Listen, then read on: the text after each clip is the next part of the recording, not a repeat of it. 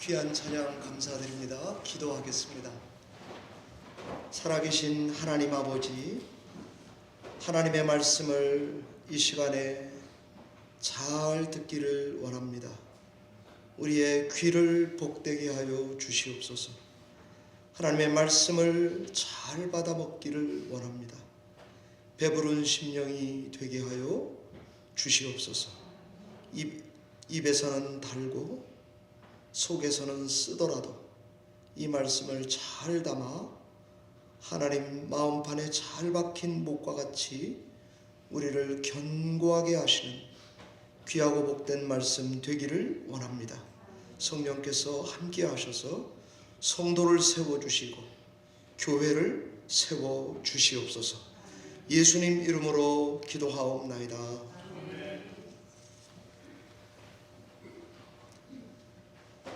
올해 우리 교회는 농부들의 공동체로서 표어는 시편 126편 5절 6절의 말씀을 갖고 열매 맺는 성도, 수확하는 교회라고 정했습니다. 왜 저는 이런 표어를 정한 것일까요? 제목을 멋있게 잡아서 멋지게 말하고 싶어서 그런 것일까요? 아니면 교회가 작으니까 좀 전도가 좀 되고 성장하기를 바라서 이렇게 정한 것일까요? 올 한 해는 열매 맺는 성도, 수확하는 교회가 되려면 우리는 어떻게 신앙해야 할까 하는 것입니다. 작년 이 표어를 정할 때 상황이나 지금 올해 이 상황이나 우리가 살아가는 시대는 정말 혼란스럽습니다. 전쟁, 그리고 화재, 그리고 한국의 계엄, 그리고 정권 교체, 그리고 기후 변화로 인한 재난이 연속되고 있지 않습니까? 모든 게 불확실합니다. 불안정합니다. 삶에 참 불안합니다. 그래서 제가 여기다가 적어 놓았습니다. $3 3불입니다. 불안하고 불확정하고 불안정합니다. 우리 이민교회도 그러한 것 같습니다. 급속도로 교회는 작아져 가고 있고 교회가 서로 연합하고 통합하는 일들이 많이 늘어나고 있습니다. 성도들은 50% 이상이 70세 이상을 넘어가는 고령화, 그리고 고령화된 교회가 되어가고 있습니다. 이런 때에 우리는 어떻게 신앙해 가야 할까? 저는 기도하며 제가 결심한 바가 하나 있었는데, 중요한 일을 먼저 하자, 그 일에 집중하자 하는 것이었습니다. 성도님들은 주 안에서 늘 하나님의 영광을 위해 옳은 것을 택하시면서 살아가도록, 신앙하도록 돕자. 그것이 내 일이다. 교회는 교회로서 해야 될 일, 그거를 미루지는 말자. 이것이 제가 앞에 지금 설명했던 말의 답변이었습니다. 그래서 농부들의 공동체, 열매 맺는 성도, 수확하는 교회라는 표어를 정하게 된 것입니다. 이걸 실천하면서 한 해를 신앙하시다가 혹시 목표만큼 이루지 못할지도 모르겠습니다. 우리 교회도 그렇고 여러분도 그럴지도 모릅니다. 그러나 걱정하지 마십시오. 또 한 해를 하나님이 선물로 주신다면 또 한 해 똑같은 표어를 가지고 신앙하면 뭐 어떻단 말입니까? 그러니 너무 긴장하지 마시고, 그렇다고 너무 속단하지 마시고, 너무 이 표어를 가지고 건성 듣지 마시기를 부탁을 드립니다. 이 표에 맞춰서 신앙생활을 긴 호흡을 가지고 마치 농부가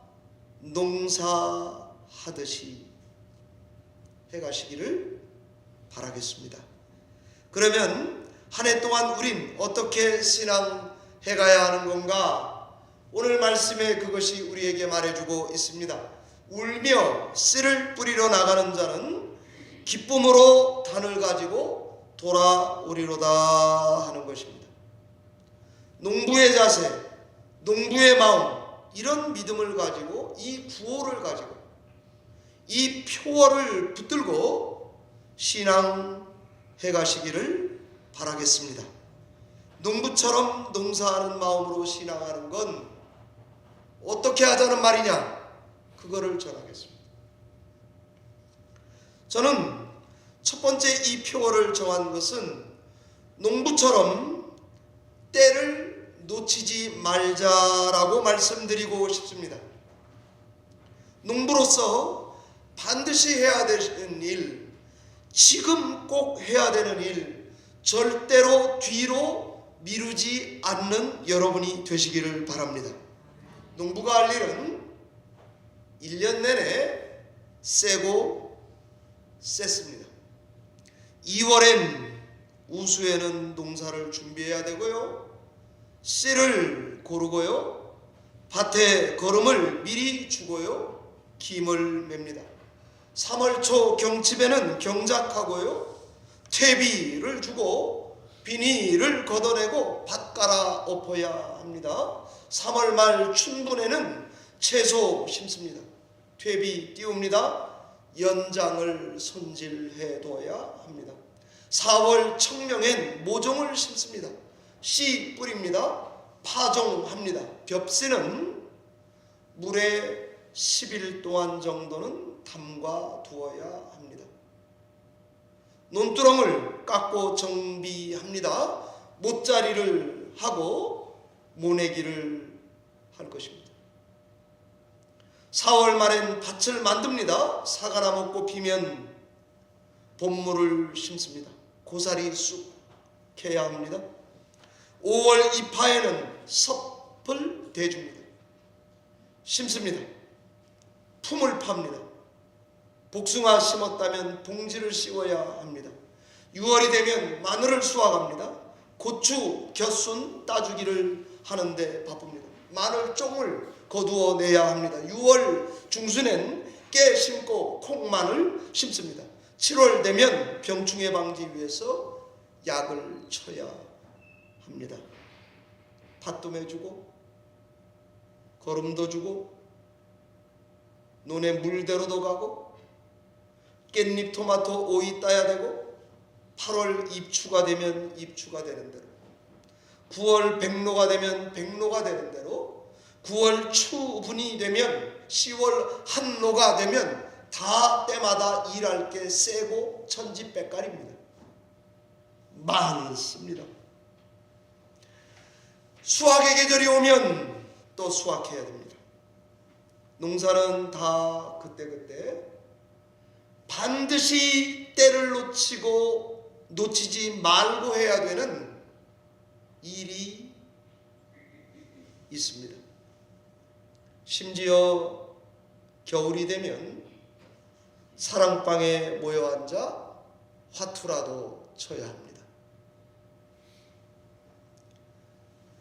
화투 치는 때를 놓치면, 쉬는 때를 놓치면 재미없고 쉴 시간 없습니다. 문제는 때를 놓치면 울면서라도 씨를 뿌리러 나가지 않으면 결실의 수확은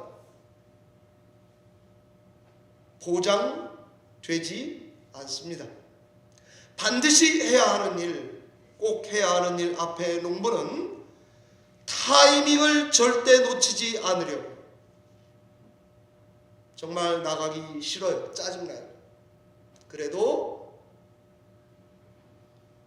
지금 봄비 때 일하지 않으면 안 됩니다. 그 일이 뭔지는 모르지만 농부는 항상 그 일을 찾아 하는 거죠. 그래서 농부만이 가진 지식이 있습니다. 부지런해야 산다. 때 놓치면 안 된다. 아무리 해도 결실은 하늘이 준다. 맡겨야 된다. 띵까띵까 놀아서는 되는 일도 없다.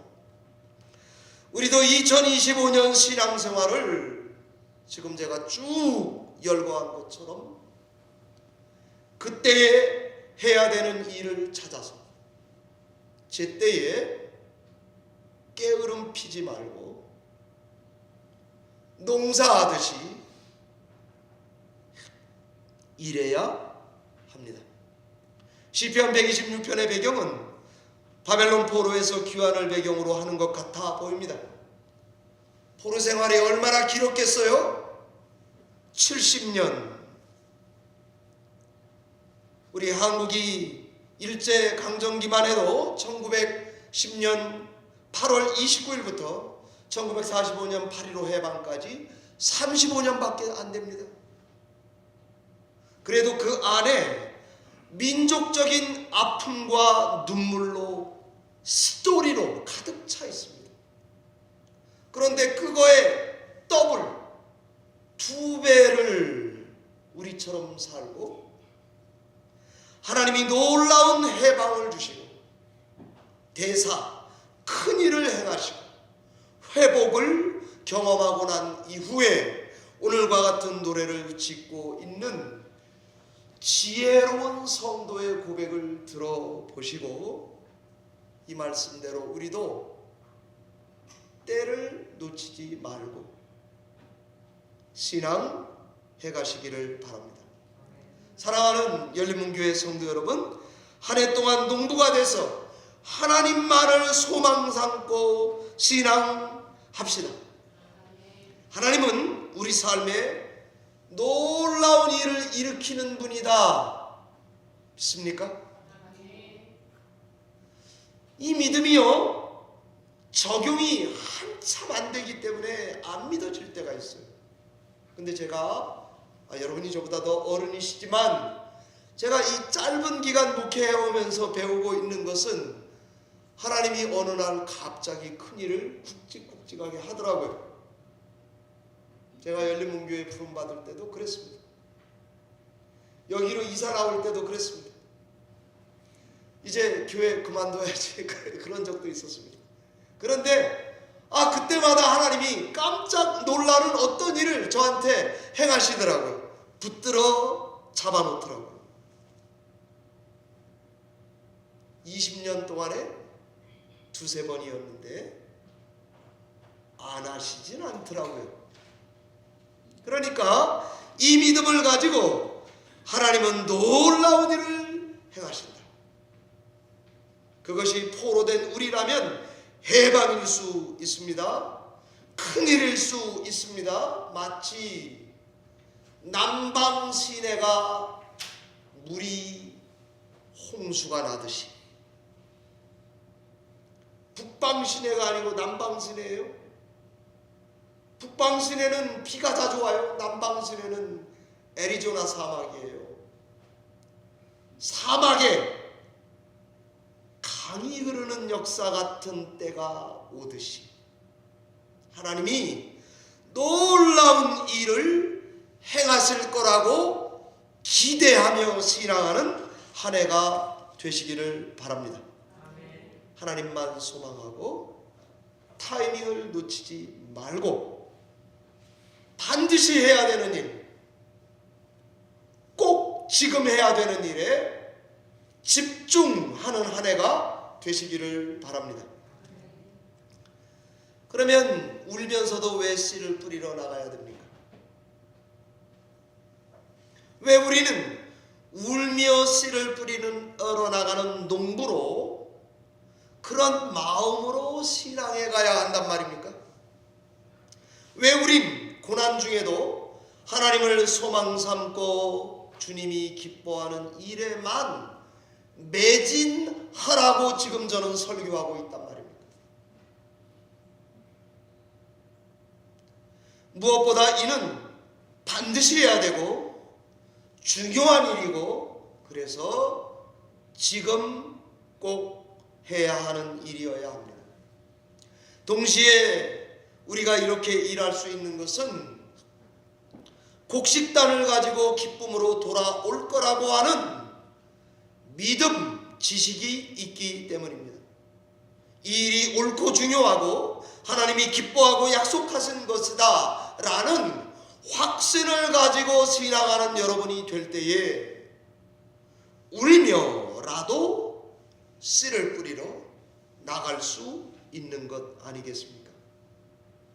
이걸 너무 잘 알기 때문에, 이 믿음의 기초에 있기 때문에 예수 믿는 우리는 오늘을 눈에 눈물이 나는데도 발은 바깥으로 나가야 되는 시간을 살 수 있게 될 것입니다. 큰 천재지변이 우리의 길을 가로막지 않는 한 수확하는 계절은 꼭 올 것입니다. 아직도 전도되지 않은 우리 식구들이 우리 가정에 다 있습니다. 다음 주 주일 설교에 이걸 좀 담아보겠습니다. 아무리 하나님 앞에 쓰림해도 내가 성질머리가 바뀌지가 않습니다.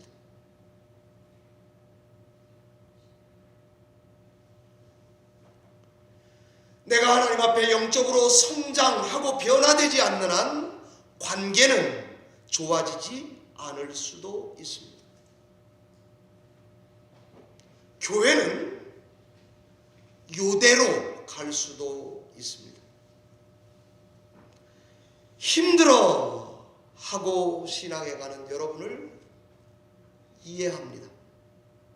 그리고 저의 모습이라고 생각해서 살아가겠습니다.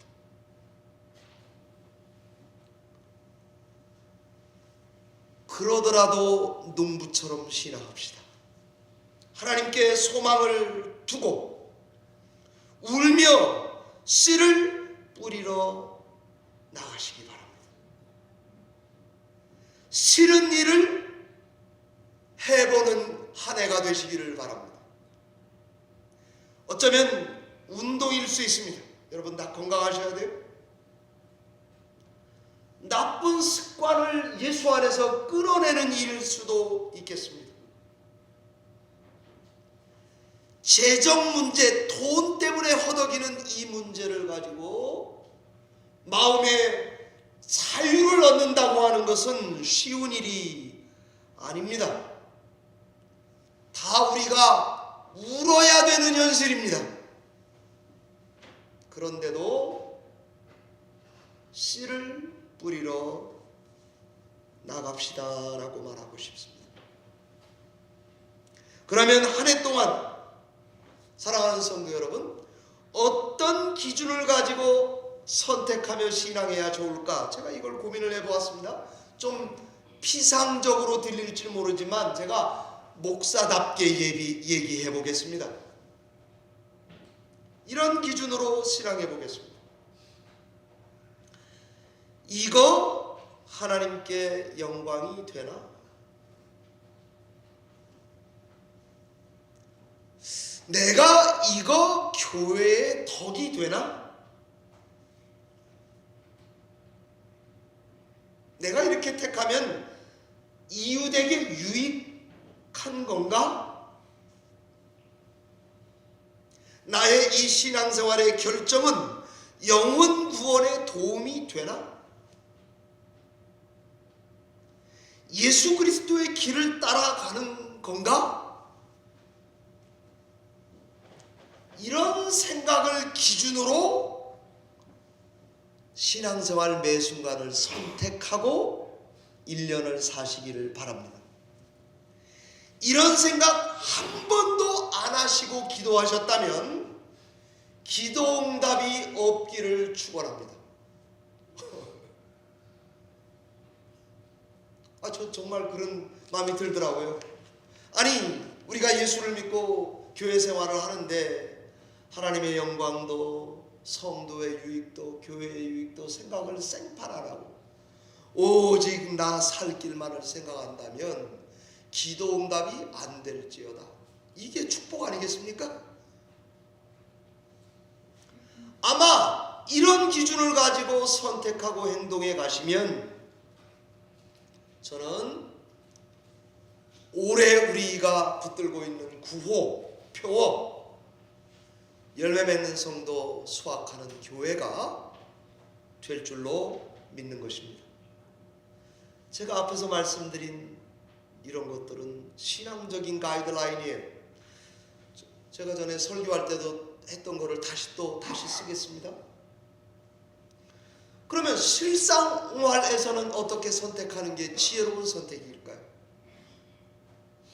전에 제가 말씀드린 대로 서울대 행정대학원의 최정원 교수의 지혜입니다.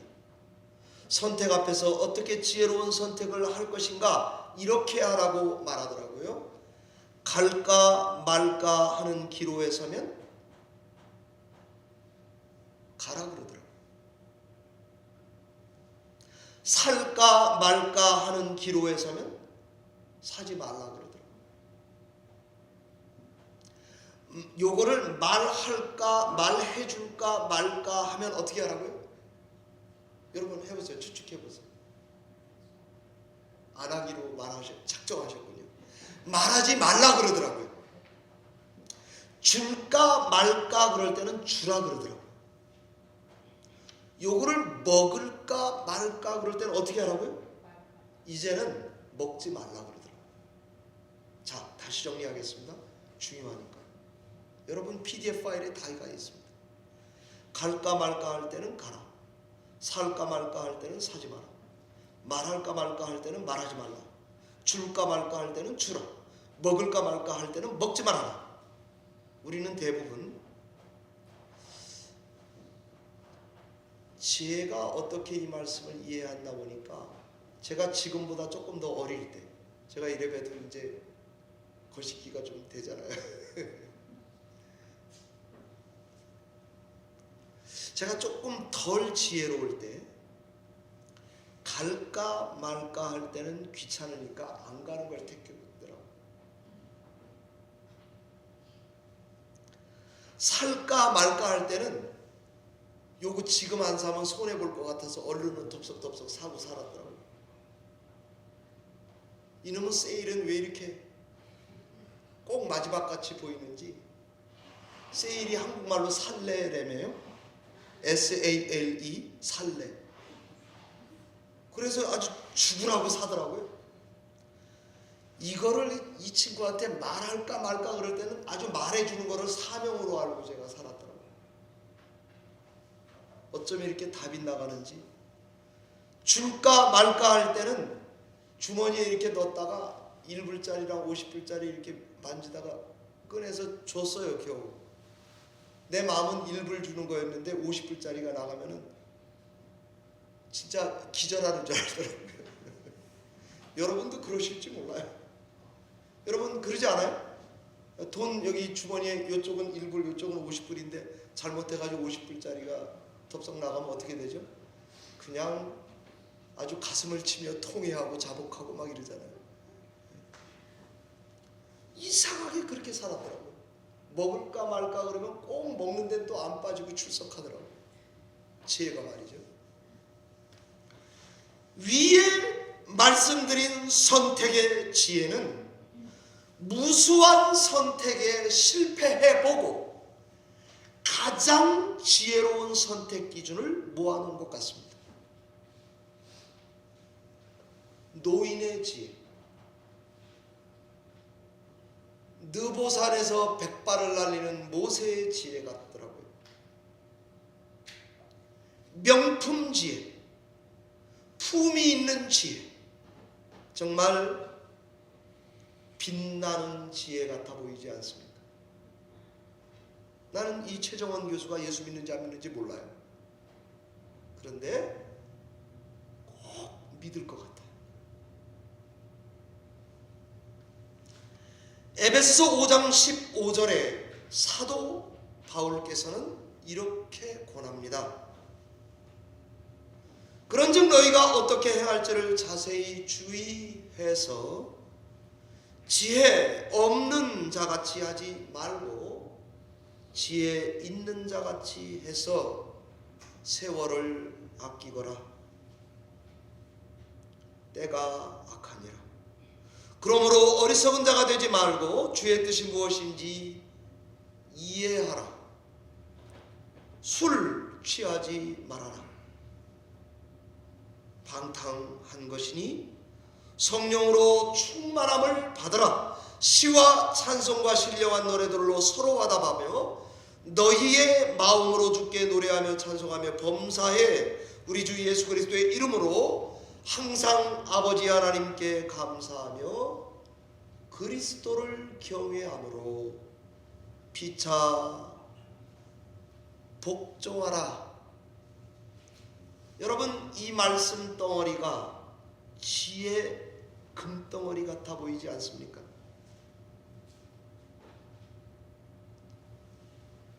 분석하면 신자야 지혜롭게 살아라. 하나님의 뜻이 뭔지 좀 알아먹어라. 신자야 성령 충만을 유지해라. 내적 평안과 확신을 유지해라. 감사와 찬송의 삶을 유지하라. 그리고 one another, 서로 예수 그리스도를 경외함으로 one another, 복종해라. 나는 2025년 살아가는 우리 교회 성도님들이 혹시 싸울 때도 에베소서 5장 15절에 옐로우 카드를 꺼내서 잊어먹지 말고 기억해 두셨다가 여러분의 선택에 금덩어리 같은 이 말씀을 들이대시기를 바랍니다. 성령 충만을 유지하는 것입니다. 내 마음의 기쁨을 빼앗기지 않는 것입니다. 관계를 좋게 가지고 신앙하시기 바랍니다. 심지어 싸울 때조차도 내가 예수를 경외한다는 것을 와이프는 남편에게, 남편은 아내에게 티나게 서로 신앙 해가시기를 바랍니다. 사랑하는 성도 여러분, 이렇게 된다면 이 얼마나 지혜로운 성도의 모습이겠습니까? 말씀을 맺겠습니다. 지미 카터 대통령이 2024년 작년 연말 12월 29일 새벽 3시 45분경에 100세의 나이로 소천했습니다. 그의 유해는 조지아 플레인스로 옮겨져서 그가 주일학교 교사를 하던 마라나타 침례교회에서 비공개로 장례 예배가 진행이 되었고 1월 9일 오후 5시 20분에 조지아주에 있는 가족묘지 아내 옆에 안장되었습니다.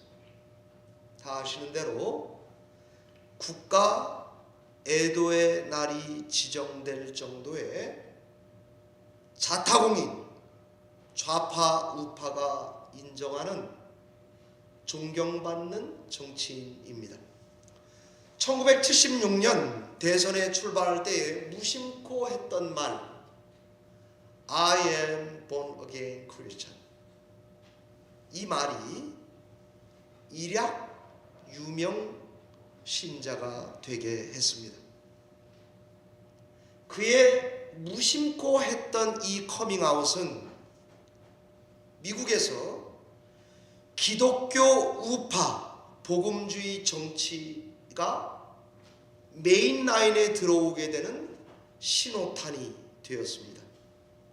뉴스위크는 1976년을 가르쳐서 복음주의 해라고 이름할 정도입니다. 정치 노선을 보면 민주당이시죠. 그리고 기독교 복음주의 좌파에 속하는 대통령입니다. 그럼에도 좌우를 떠나서 다 존경합니다. 11세에 11살 때에 세례받았고 두 부부는 플레인스 침례교회에서 활동했으며 집사로 활동했고 교사로 활동했습니다. 일생을 정의를 위해 헌신하게 되었는데 지미 카터 대통령이 자기가 정의를 위해 헌신하게 된 계기가 있다고 간증을 했는데 어느 날 들었던 목사님의 설교였습니다. 코테이션 인용해 보겠습니다. 단지 그리스도인이라는 이유로 체포되는 세상에서 산다면 너에게는 그리스도인이라는 유죄 판결이 내려질 만큼 충분한 증거가 있는가? 라는 설교였다고 했습니다. 오늘 설교에 제가 이것을 리프레이즈 해본다면 이렇게 말할 수 있겠습니다. 여러분들은 눈물을 흘리면서라도 씨를 뿌리러 나아가기를 작정한 신자들입니까? 와 똑같은 말입니다. 그런 후 그는 하나님께 다시 헌신했습니다. 왠가 하면 자기는 가짜 그리스도인 같았기 때문입니다. 헌신했습니다. 단기 선교 여행을 정기적으로 갔습니다. 전도에 참여했습니다. 가정 예배를 드렸습니다. 성경 읽기를 멈추지 않았습니다. 인권에 헌신했습니다. 하나님께서 허락하시는 최고의 정치인이 되고 싶어서 한 길로만 온 것입니다. 대통령 닉슨이 죽은 후에 1974년 후반에 대통령 선거를 출마할 때 지미 카터의 약속이 이것이었습니다. 절대 나는 거짓말을 하지 않겠습니다.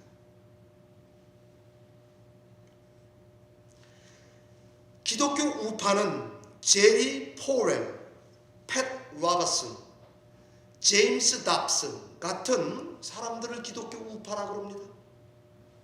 그런데 지미 카터는 복음주의 좌파에 속하는 사람입니다. 낙태는 반대했습니다. 로웨이드 판결은 지지했습니다. 우리 지금 복음주의는 이 뒷부분을 반대합니다. 동성애는 반대했습니다. 그들의 인권을 위해서는 싸웠습니다. 침례교회 정교분리 입장을 따라서 공립학교에서 단체로 기도하는 것을 그는 반대했습니다. 그가 가장 존경하는 신학자는 라이놀드 니범, 기독교 좌파 신학자입니다. 그러나 그는 겸손했고 경건했습니다. 역대 대통령 누구보다도 성경에 가장 해박했다고 평가받고 있습니다. 더 인상적인 것은 그럼에도 성경을 가장 적게 인용한 사람이라고 합니다. 많이 알아요. 티를 내지 않고 정치했습니다. 그럼에도 그는 퇴임 후에, 아니 정치 일선에 있을 때는 인기가 별로 없었습니다. 마지막에는 로널드 레이건의 인기에 밀렸습니다. 퇴임했습니다. 농사처럼 농부하며 울며 씨를 뿌리는 마음으로 정치 일선을 지킨 것 같습니다. 80여 개국 이상 특사로 갔습니다. 2002년에는 노벨 평화상을 탔습니다. 자기의 친구 밀러드 퓨러가 설립한 헤비탓, 집 지어주는 운동에 헌신했습니다. 자기의 유명세를, 영향력을 거기다 다 썼습니다.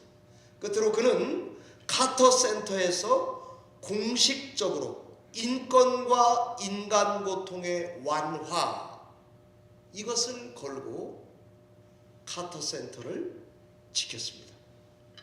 노벨 평화상을 수상할 때 그가 한 연설 인용하고 마쳐보겠습니다. 하나님은 우리에게 선택의 능력을 주셨습니다. 우리는 인간의 고통을 완화하기로 선택할 수 있습니다. 우리는 인류 평화를 위해 함께 일하겠다고 선택할 수 있습니다. 우리는 이런 변화를 만들어낼 수 있습니다. 우리는 반드시 그렇게 해야만 합니다. 였습니다. 판단은 여러분에게 맡기겠습니다. 1년 동안 옳은 일을 성실하게 하시는 여러분 되시기를 바랍니다. 농부처럼 농사하는 마음으로 신앙생활도 그렇게 하시기를 바랍니다. 반드시 제가 요즘에 깨닫고 있는 게 반드시 열매가 있다. 그리고 연말에 우리 교회는 수확하는 교회가 될 줄로 믿습니다. 기도하겠습니다.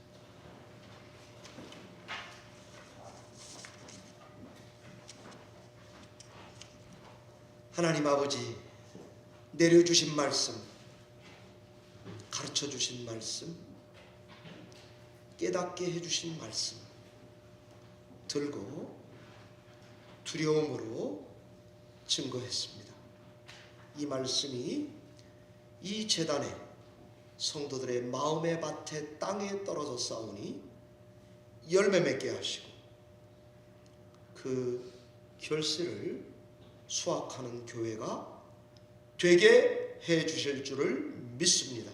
사랑하는 성도들의 심령 결심하고 돌아가는 오늘 성령으로 기름 부어 인쳐 주시옵시고 큰 열매를 맺는 한 해가 되도록 축복해 주시옵소서. 예수님 이름으로 기도하옵나이다. 아멘.